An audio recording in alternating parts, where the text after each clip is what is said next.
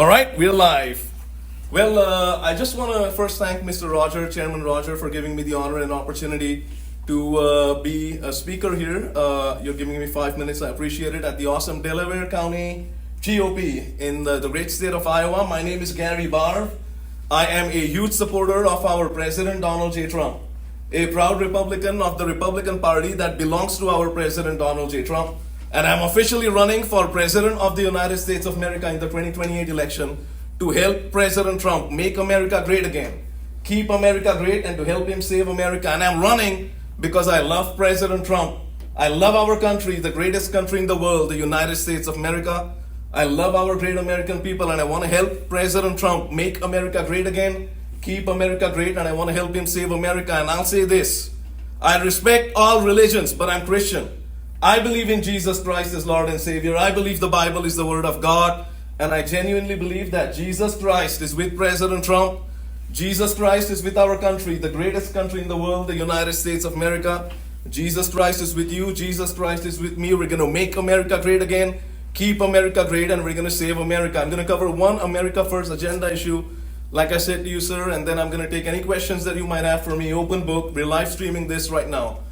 Look, under the previous administration, especially under the previous administration, I call it the dumb as a rock Kamala and crooked Joe Biden administration, we had approximately 20 million illegal immigrants cross across the southern border into our great United States of America illegally, bringing in tremendous crime, drugs such as fentanyl that kill hundreds of thousands of our great American people. And there are these gangs that came into our country. I'm sure a lot of you would have heard about it as well. And it's been a bit of a soundbite. I've interviewed with probably about 25, 30 media networks, incredible regional networks, incredible national networks such as RSBN, Epoch Times, Espanol. And I've said this: there are these gangs that have come into our country, such as Tren de Aragua, right? Tren de Aragua. It's a Venezuelan gang. And the first time I heard about this gang named Tren de Aragua, I said to myself, what a stupid name for a gang, right? Who names their gang Tren de Aragua? But it's a vicious gang, and they literally took over a complete building in Colorado recently. There's another gang that's come into our country, MS-13. These are bad, evil, awful, pathetic people that literally cut people up just for fun. And I visited the United States of America southern border very recently with some great American law enforcement officers near the Rio Rico area of Arizona. And heard about some other gang names, Sinaloa cartel. Some people call it the Sinaloa cartel. I call it the Sinaloa cartel, whatever. And so look, my direct message right now to any gang members that might be listening in live, or maybe there are some gang members here as well, right? Who knows? And I sort of say that tongue in cheek. But my direct message to any Tren de Aragua, Sinaloa cartel, MS-13 gang members is get the hell out of our great United States of America. If you don't, we will incarcerate members of your gangs, or we will kick members of your gangs out of our country. Ladies and gentlemen, I'm ready to take a bullet for you. I'm ready to take a bullet for our American people, because I want to keep our great American people safe and secure. Let me say this: law and order, in my opinion, is the very fabric that keeps our country the greatest country in the world, along with many other reasons such as American exceptionalism, American patriotism, the personality that our great American people have, and American entrepreneurial spirit. These are some of the reasons why I believe America is, and I will say it unequivocally, America will always be the greatest country in the world. And I gave a speech, Mr. Roger, at the Wacoma Event Center in Fayette County, which is obviously in the great state of Iowa as well. And we did a 75-minute speech, non-stop, no teleprompter. But I know you have a very busy meeting today, and I will say this: I did not inform you before attending the meeting. So I appreciate you giving me the 5 minutes. And I'm happy to answer any questions that you might have for me. Open book. Let's go. What are your qualifications? My number one qualification is I'm a great American patriot, love the country, love the flag. You have to love the flag. Love the country, love the flag, and I'm ready to take a bullet for our American people. And I'm the biggest, most loyal supporter of President Donald J. Trump in America. I don't know how much time you have, but what I could do is I could, send a video. It's on social media, 3 stories about Gary Barve and President Donald J. Trump. And unequivocally, I will be able to prove, not just to you, but to literally 330 million people across the country, that I'm the biggest, most loyal supporter of President Trump in America. And I'm saying that because, that loyalty towards President Trump will translate towards loyalty towards our country. Because when the president, especially, is under fire, under pressure, as president of the United States of America, you want that president to stay loyal to the country, loyal to the flag, loyal to the American people.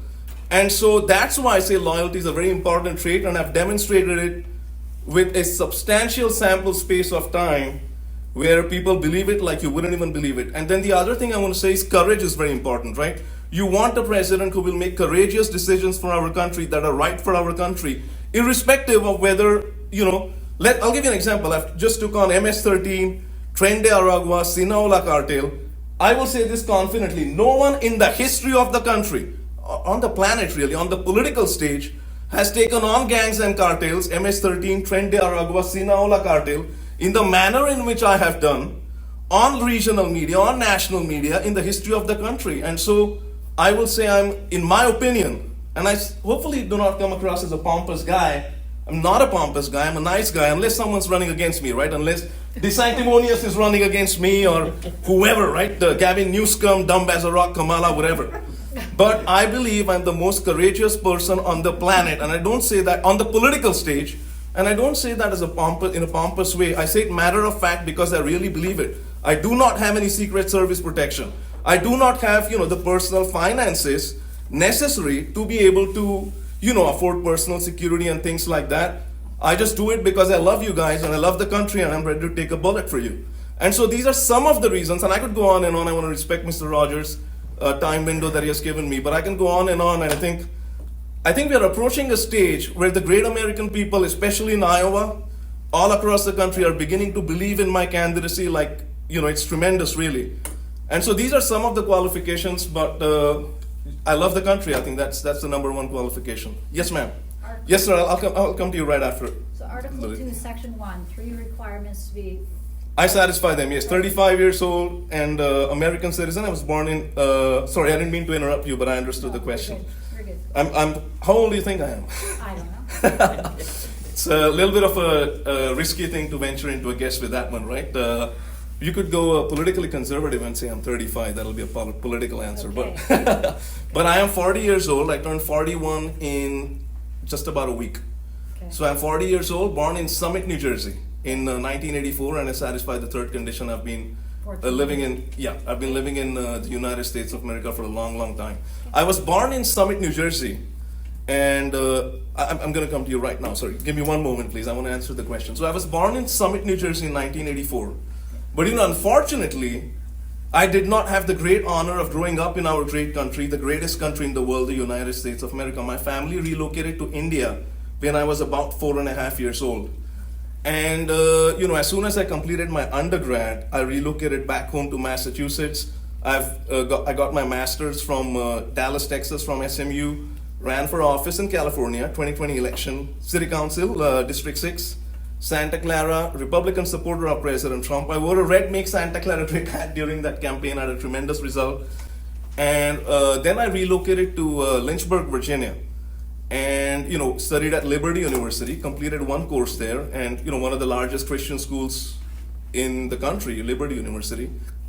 Then relocated to Florida, just a little bit south of Mar-a-Lago, in the 23rd district in Florida. I ran for U.S. Congress and then filed for office for the presidential election in the previous election cycle, believe it or not, on September 5th, 2024, so just about 1 year back. Okay. And so I satisfy all those qualifications, but I think these qualifications, and also those as well, I think you were looking more from the perspective of viability as a candidate, right? And so I hope I answered your question right, but I think... What is your work experience? Well, yeah. So, like I said, I got my master's from Southern Methodist University in Dallas, Texas. In what subject? I got it in entrepreneurial strategy and marketing. And, it was a full-time MBA course. And then I relocated, like I said, to California. Prior to getting the MBA, I was working in the financial technology industry. Financial software, financial technology industry, more on the business analysis roles, things like that. Then relocated, got my MBA, relocated to California, was working in the technology sales area. And to be very honest, I realized that technology is not my calling in life. And I have nothing against the technology professions. I want to serve the country, and I believe I will save America. That's what I want to do. I believe I'm following Jesus Christ's path towards serving our country. I believe it, and a lot of people believe it as well. Believe me when I say that. And so, I was in the technology industry, and then, like I said, I think I answered the question as well. City Council, Liberty University, completed one course at Liberty University, relocated to Florida, 23rd District, U.S. Congress. Had a good result there as well. We hardly invested any money into the campaign. Had a good result. And then, I actually relocated to West Des Moines, ran for, filed my paperwork for the presidential election with the FEC, like I said, on September 5th, 2024. Then I was in Arizona for a little while, and now I live in Cedar Rapids. So I guess those are some of my qualifications. You know what my biggest qualification is?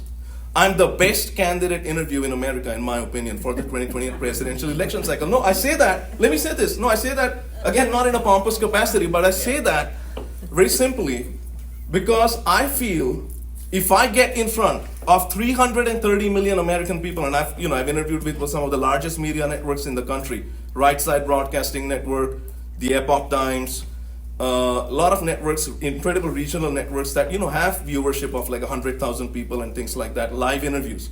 If I get in front of 330 million American people, I will win this election. And I think we're moving towards that. Hopefully it'll happen very soon. But Sir Roger, could I please respectfully answer this gentleman's question? Yes, sir. Ahead, Terry. I forgot my question. All right. Do you, let's do this. Wait a minute. Ask me any question that comes to your mind. Open book. It's an in-depth question. All right, let's go. How do you spell your last name? All right, incredible, right? So I've got a lot of practice with this, right? Obviously, so I spell it. First name is Gary, obviously. I got Gary. That. Gary. Last name is Barve, and I'm going to spell it for you, all right? You ready? Yeah. All right, B as in boy. I got that. A as in America.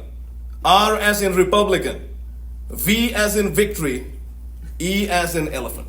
Okay, I got it wrong. Yeah, that's right. Barve. Okay. Yes, sir. That was my question. That was your question? That was it. I hope that there are a lot of difficult questions that are asked. Because let me say this, I'll say this. I think it is the responsibility of the constituents to hold their leaders or, elected officials, however you want to call it. The country really belongs to you, to be very honest. You are the real leaders of the country because you elect the people who get into office. So the power is completely with you. And let me say this. When President Trump won the election, 2024 November 5th election, I will never want people to forget this. Remember this. He had 4 politically weaponized indictments against him because of the corrupt Democrat Party. He had the raid of the Mar-a-Lago against him. He had 2 horrific assassination attempts against him. And the man still fought and he won and is now the 47th president of the United States of America. And so I think that's something that I never want people to forget. And coming back to the point of loyalty that the lady here asked me, I loyally supported President Trump throughout this process. And I mentioned that in the 3 stories that I was talking about, the video I talked about. I loyally supported President Trump throughout this process. And it's a great honor for me to be his biggest, most loyal supporter in America. I think it's helping to a large extent. Yes, sir. So you have an MBA, right? Correct. I have an MBA. So Awesome. In terms of an MBA in finance, explain your economic policy. Do you have an MBA? You have an MBA in finance, is it? We're out of time. Well, I want to respectfully, quickly answer his question, Yeah. right? Well, first of all, I want to say this. I did not get an MBA in finance. I got an MBA in marketing and entrepreneurial strategy. All right? Seems like you have an MBA in finance, so I think he's covering up for you. He's asking me more than just a little bit of a difficult question. So let me say this. You said economic policy, right? I'll say this. I support low taxes, limited government. I support tariffs that I've learned a lot about from President Donald J. Trump. Tariffs is an incredible thing for our country, especially when they're implemented in the right way. Because, he, on Liberation Day, right? In early April of this year, 2025, President Trump imposed tariffs. What was it? Like 180 countries or 180 plus countries across the world, right? And I think it's a tremendous thing for our country because there are a lot of countries. Some of them are friendly countries. Some of them are not friendly countries.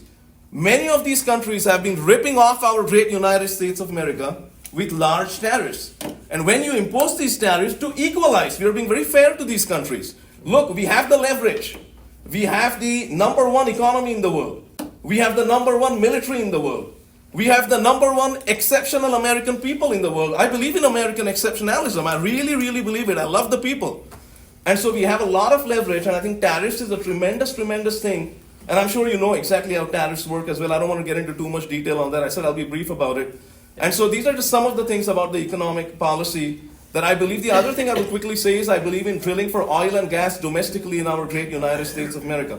Because when you drill for oil and gas domestically in the United States of America, the cost of the entire supply chain goes down, right? Construction, manufacturing, shipping, transportation, raw materials. These costs go down, and as a result, the cost of the price of the consumer product, the end consumer product price goes down, and that helps all of you, our great American people. So we can get into an in-depth conversation after this. I want to respect the chairman's time, chairman's time window that he has given me. I want to thank all of you, and I'm asking you for your vote. Again, my name is Gary Barve. I'm running for President of the United States of America 2028 election, Republican supporter of President Trump, believer in Jesus Christ as Lord and Savior. Thank you very much, and have a great evening, ladies and gentlemen. Thank you. Thank you. Thank you. Best of luck. Thank you, sir.